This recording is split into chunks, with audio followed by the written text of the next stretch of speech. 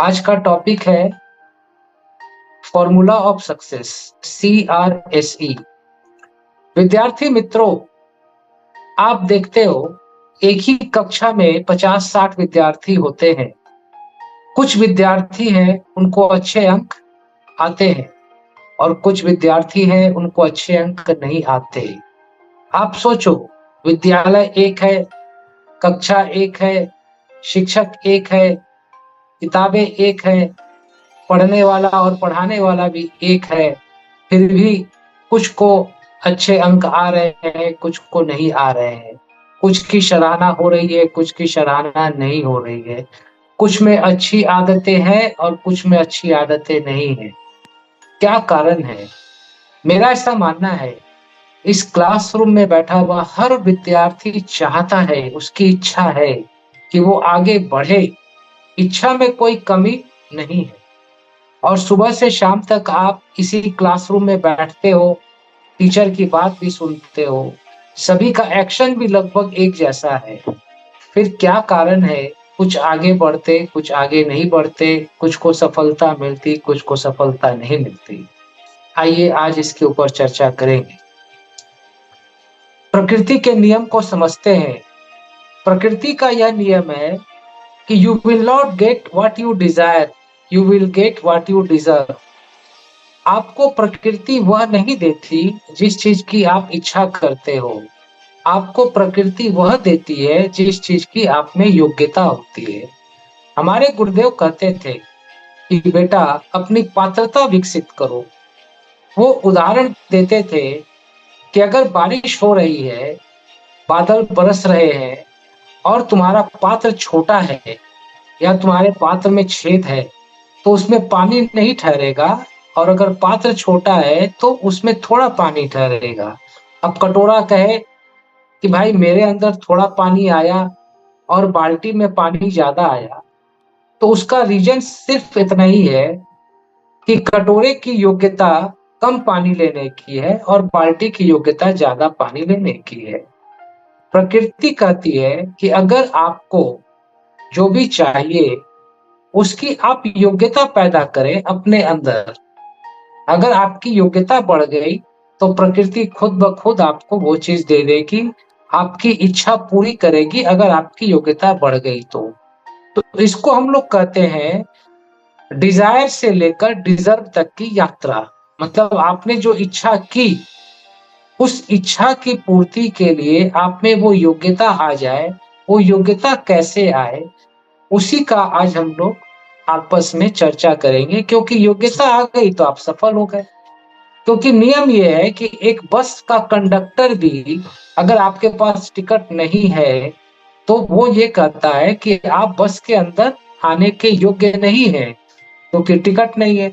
जब एक बस का कंडक्टर आपको बस के अंदर नहीं आने देता, अगर आपके पास बस के अंदर आने की योग्यता नहीं है, तो ये प्रकृति, ये परमात्मा या ये जीवन आपको वो चीज कैसे दे देगा जिसकी आप में योग्यता नहीं है। क्योंकि सिर्फ इच्छा पूरी हो जाती तो इससे सारा सिस्टम डिस्टर्ब हो जाता। कोई व्यक्ति इच्छा करता कि मुझे इस बस में सवार होना है और बस की कैपेसिटी 50 की है और उसमें पहले से जिन्होंने टिकट लिया है वो बैठे हैं और किसी व्यक्ति ने इच्छा किया कि मुझे भी जाना है, और इच्छा पूर्ति का अगर नियम होता तो बस में कैसे सवार होता। इसलिए प्रकृति ने सीधा करो, लेकिन उस इच्छा को पूरी करने के लिए अपने आप में योग्यता पैदा करो। तो उसका एक फॉर्मूला है CRSE। E for effort. Effort means action. आप जानते हैं कि बिना एक्शन के योग्यता पैदा होती नहीं। एक व्यक्ति था, उसने कहीं से सुन लिया था कि पॉजिटिव सोचने से सब काम हो जाता है। तो एक दिन वो अपना घर पर बैठा था, उसकी सिस्टर ने कहा भैया जाकर सब्जी ले आओ बाजार से। उसने कहा बहन आज मैं कुछ नहीं करूंगा, मैंने एक जगह सुना है कि पॉजिटिव सोचने से सब हो जाता है, तो आज मैं सिर्फ पॉजिटिव सोचूंगा कि सब्जी आ रही है और सब्जी बन रही है। फिर माँ ने कहा बेटा जा करके कुछ और काम कर दे, रोटी ले आ, कुछ और ले आ। उसने कहा माँ मैं सिर्फ पॉजिटिव सोचूंगा। उसकी सिस्टर ने देखा कि ये भाई तो गलत रास्ते पे जा रहा है, इसको सबक देना होगा। तो उसने कहा, बहन मुझे भूख लगी है, कुछ खाने को दो। बहन ने कहा, भाई अभी तुमने कहा ना कि पॉजिटिव सोचने से सब हो जाएगा, तो तुम पॉजिटिव सोचो ना कि खाना आ रहा है और मैं खा रहा हूँ। दिन भर उसको परिवार वालों ने कुछ नहीं दिया। रात तक जब उसको भूख बहुत लगी तो माँ के पास गया, बोला माँ मुझे माफ करना, मैं समझ गया कि सिर्फ पॉजिटिव सोचने से कुछ नहीं होगा, पॉजिटिव थिंकिंग के साथ साथ मुझे एक्शन भी लेना पड़ेगा, एफर्ट भी करना पड़ेगा। और उस दिन से वो एफर्ट करना दोबारा शुरू किया। तो पहला हमें योग्यता बढ़ानी है, तो उसके लिए पहला फॉर्मूला है ई फॉर एफर्ट एक्शन। और बचपन में विद्यार्थी मित्रों, आप याद करो अपने बचपन के दिन को, आपको स्क्रॉल करना भी नहीं आता था, खड़ा होना भी नहीं आता था। आपने क्या किया? खड़े होने का एक्शन लिया या सिर्फ सोचा? आपने एक्शन लिया, आप चलना सीख और गए। आपको विद्यार्थी मित्रों ए लिखना भी नहीं आता था, आपने क्या किया? ए लिखने का सिर्फ सोचा या ए लिखने का एक्शन लिया। और आज जो विद्यार्थी मित्र स्विमिंग सीख गए हैं, जो स्विमिंग कर रहे हैं, वो क्या करते थे? पानी के पास जाके खड़े हो जाते थे और सोचते रहते थे, या पानी के अंदर जाकर के तैरने की कोशिश करते थे। इसलिए पहला जो फॉर्मूला है वो है ई फॉर एफर्ट, मतलब रखना। कोशिश करना, एक्शन ले। तो पहला चीज एफर्ट हो गया। अब देखो विद्यार्थी मित्रों, कई विद्यार्थी को हम लोग देखते हैं कि उनके पेरेंट्स जब उनको सवेरे उठाते हैं तो वो सवेरे उठते हैं, उनके टीचर जब उनको पढ़ने के लिए बोलते हैं तो वो पढ़ाई करते हैं। मतलब दूसरे के कहने पर वो एक्शन लेते हैं, एफर्ट करते हैं, मतलब सेल्फ मोटिवेटेड नहीं होते हैं। CRSE, एस का मतलब हुआ सेल्फ मोटिवेटेड, हिंदी में उसको कहेंगे स्वयं प्रेरित। अगर आपको आगे बढ़ना है, सफल होना है, तो आप एफर्ट करो, लेकिन वो एफर्ट आपका सेल्फ मोटिवेटेड होना चाहिए, स्वयं प्रेरित होना चाहिए। किसी के कहने पर आप करते हैं तो वो व्यक्ति आपको कितने बार कहेगा? एक बार कहेगा, दो बार कहेगा, चार बार कहेगा। दो तरह के विद्यार्थी होते हैं, एक किसी के कहने पर पढ़ते हैं और एक बिना किसी के कहे खुद ब खुद पढ़ते हैं। आप देखोगे जो खुद से पढ़ते हैं वो ज्यादा आगे बढ़ते, और जो किसी के कहने पर पढ़ते हैं वो जब कोई कहता है तो पढ़ते हैं, नहीं कहता है तो नहीं पढ़ते हैं। आप सोचो, आपको पिकनिक पे जाना है, मैं एक छोटा सा आपको उदाहरण देता हूँ। आपको पिकनिक पर जाना है, आप सवेरे सवेरे तैयार होकर के 50 मित्र बस के पास गए और बस में आप सवार हो गए, और आपने बस ड्राइवर को बोला, भाई सभी आ गए हैं, अब बस को स्टार्ट करो। अब बस ड्राइवर स्टार्ट कर रहा है, चाबी घुमा रहा है, कर कर कर, इंजन स्टार्ट नहीं हो रहा है। बस ड्राइवर ने आपको कहा, विद्यार्थी मित्रों ठंड का समय है, लगता है इंजन थोड़ा ठंडा हो गया है। आप लोग एक काम करो, 20-25 विद्यार्थी नीचे आओ, थोड़ा बस को पुश करो, धक्का दो। आप लोग काफी उत्साहित हैं क्योंकि आपको पिकनिक पे जाना है, आनंद लेना है। तुरंत 20-25 विद्यार्थी नीचे उतरे और बस को धक्का देना शुरू किया। बस थोड़ी दूर गई, वो ड्राइवर कोशिश कर रहा है, बस चल नहीं रही है। 20-25 विद्यार्थी जो नीचे उतरे, बस के ऊपर चढ़े और ड्राइवर से पूछे, अरे क्या हुआ भाई, इंजन कितना ठंडा हो गया है, हम लोगों ने तो इतने दूर तक धक्का दिया। बस का ड्राइवर नीचे उतरा और नीचे झांक कर देख रहा है, इंजन नहीं है। ड्राइवर आया, बोला लगता है रात में किसी ने इंजन चोरी कर लिया है। तो आप लोग एक काम करो, थोड़ी दूर तो आ ही गए हैं, पिकनिक स्पॉट यहाँ से 7-8 किलोमीटर दूर है, आप लोग थोड़ा 7-8 किलोमीटर तक बस को धक्का दे दो, हम आपको पहुंचा देंगे, लेकिन इंजन नहीं है, धक्का देकर पहुंचा देंगे। आप विद्यार्थी मित्रों क्या करोगे? बस को 8 किलोमीटर तक धक्का दोगे या बस से नीचे आ जाओगे? सभी विद्यार्थी मित्र नीचे आ जाएंगे, क्योंकि वो बोलेंगे भाई हमें ऐसी बस पे नहीं जाना जो बस खुद से नहीं चलती है, सेल्फ स्टार्ट नहीं है, सेल्फ अपने आप सेल्फ ड्रिवन नहीं है। उसी तरीके से अगर आपको सफलता चाहिए तो आपके अंदर इंजन होना चाहिए, सेल्फ ड्रिवन होना चाहिए, सेल्फ मोटिवेटेड होना चाहिए, तभी आप जीवन में आगे बढ़ सकते हैं। आप देखो सचिन तेंदुलकर साहब, मैं सुन रहा था, 24 ईयर्स तक, 24 साल तक वो 6 बजे स्टेडियम में फील्ड पर पहुंच जाते थे प्रैक्टिस करने। कोई उनको कहता था क्या कि भाई आपको जाना है? वो सेल्फ ड्रिवन थे, किसी के कहने पर नहीं जाते थे, खुद से जाते थे। Navjot Singh Sidhu Indian cricket team से निकाल दिया गया। उनके पिताजी की आंखों में जब आंसू आए तो नवजोत सिंह सिद्धू ने ये प्रण किया कि मैं इंडियन क्रिकेट टीम में वापस आकर रहूंगा। और सवेरे 4 बजे पिच पर पहुंच जाते थे और 300 सिक्सर जब तक नहीं लगाते थे तब तक घर वापस नहीं आते थे। हाथ से ब्लड आता था, ग्लव्स भींग जाता था, माँ कहती थी छोड़ दो, वो कहता था नहीं, मुझे तो इंडियन क्रिकेट टीम में वापस आना है तो आना है। लोग मना करते थे, भाई मत खेल, छोड़ दे, बहुत पैसे वाले का लगता था, लेकिन सेल्फ मोटिवेटेड थे, खुद से खेलते थे और इंडियन क्रिकेट टीम में दोबारा आए और वर्ल्ड कप में मैन ऑफ द मैच हुए। जितने भी लोग सफल हुए सब सेल्फ मोटिवेटेड थे, सेल्फ ड्रिवन थे, खुद से उनके अंदर आगे बढ़ने की इच्छा थी। अब सेकंड जो वर्ड आता है CR, R means refined. Refined means आप प्रयास कर रहे हैं लेकिन आपको सफलता नहीं मिल रही है, तो आपको अपने काम करने के तरीके को बेहतर करना पड़ेगा। एक स्पीकर का मैं सुन रहा था, उनका कहना है कि you can't expect different result with same type of efforts. आपको बेहतर रिजल्ट चाहिए तो आप सेम एफर्ट करोगे तो आप आगे नहीं बढ़ोगे। आप देखो नोकिया का एग्जांपल लो, आप नोकिया जानते हैं, किसी समय में नोकिया मोबाइल में वर्ल्ड लीडर था।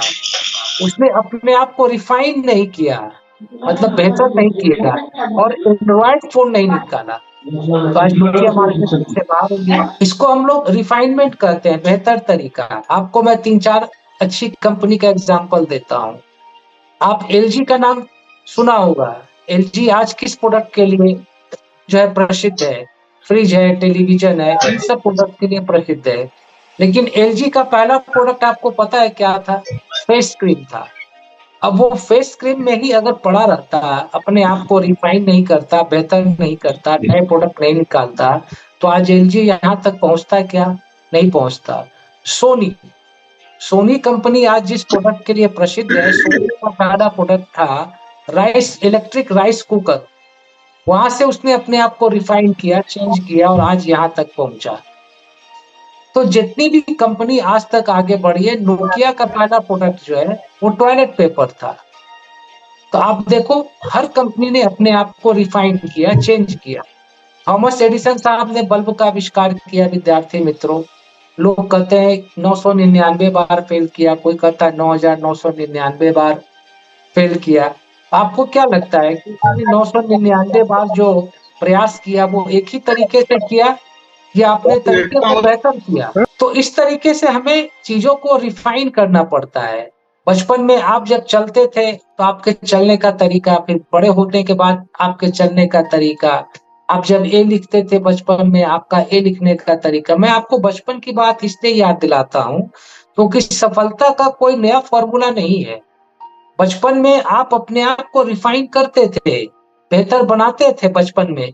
लेकिन आज हम और आप क्या करते हैं? क्लास 10th में आने के बाद हम सोचते हैं कि हमें रिफाइनमेंट की जरूरत नहीं है, हम जो कर रहे हैं हमारा काम उसी से चल जाएगा। नहीं साहब, दुनिया हर दिन बदल रही है, इसलिए हमें भी अपने काम करने के तरीके को हर दिन बदलना पड़ेगा।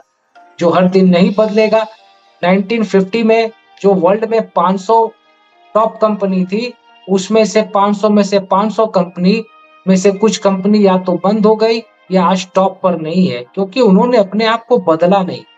इसलिए बदलाव बहुत जरूरी है।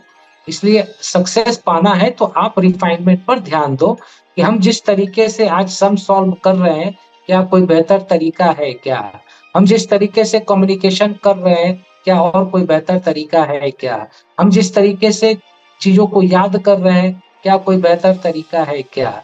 हम जिस तरीके से लोगों के साथ व्यवहार कर रहे हैं, क्या और कोई बेहतर तरीका है क्या? अगर हमारी मेमोरी पावर और बढ़ाना है तो मैं कौन सा बेहतर तरीका अपनाऊं? मेडिटेशन करूं क्या? गायत्री मंत्र का चैंटिंग करूं क्या? सवेरे उठूं क्या? सनराइज देखूं क्या? कौन सा नया तरीका अपनाऊं जिससे कि मुझे सफलता ज्यादा मिले? और लास्ट है सी।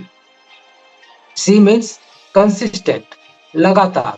कोई भी काम आप करेंगे, जब तक उसको आप लगातार नहीं करेंगे आपको सफलता नहीं मिलेगी। आपको मैं आपका एग्जांपल देता हूं कि आप बहुत सारे काम लगातार विद्यार्थी मित्र कर रहे हैं। आज आप क्लास 10th में हो ना, आप क्लास 1 से लेकर क्लास 10 तक 10 साल तक आप एक ही स्कूल में पढ़ रहे हो, तो लगातार ही तो पढ़ रहे हो ना। तो आपने बहुत से काम लगातार किए हैं, और आपको जिस चीज में भी सफलता चाहिए उस काम को आपको लगातार करना पड़ेगा। जितने भी वैज्ञानिक हुए, ग्राहम बेल साहब टेलीफोन का आविष्कार किया, 30 साल तक लगे रह गए, और लास्ट में तो 3 महीना अपने घर के नीचे के गैराज से घर पर आए ही नहीं, लगातार लगे रह गए। एलोन मस्क आज वर्ल्ड के सबसे प्रसिद्ध व्यवसायी माने जाते हैं। वो तो अपने काम में इतने इन्वॉल्व हो जाते थे कि एक बार उन्होंने जन्मदिन में पूरे संसार के बहुत सारे प्रसिद्ध लोगों को बुलाया, और उनके ऑफिस में कुछ ऐसा फॉल्ट आ गया कि उसमें वो ऐसे लग गए लगातार काम पे कि उनके दिमाग से निकल गया कि मेरा जन्मदिन है। लोग आए, खाना खाए और चले गए। आइंस्टाइन साहब कभी कभी किसी काम में इतना लगातार लग जाते थे कि लोगों को डिनर पर बुलाते थे और सारा डिनर खुद खा जाते थे। इसलिए जितने भी महान व्यक्ति हुए, गांधी जी ने आंदोलन चलाया, कितने साल तक लगातार काम करते रहे। कोई व्यक्ति पूछता है भाई कब तक करना है? अरे जब तक सफलता नहीं मिले। हमारे चिन्मय भैया आध्यात्म के विषय में भी बताते हैं कि आध्यात्म पद पर अगर आपको प्रगति करनी है तो कब तक करना है, कब तक व्रत करना है, कब तक गायत्री मंत्र का चैंटिंग करना है, कब तक योगा करना है। जब तक सफलता नहीं मिल जाए तब तक करते रहना है।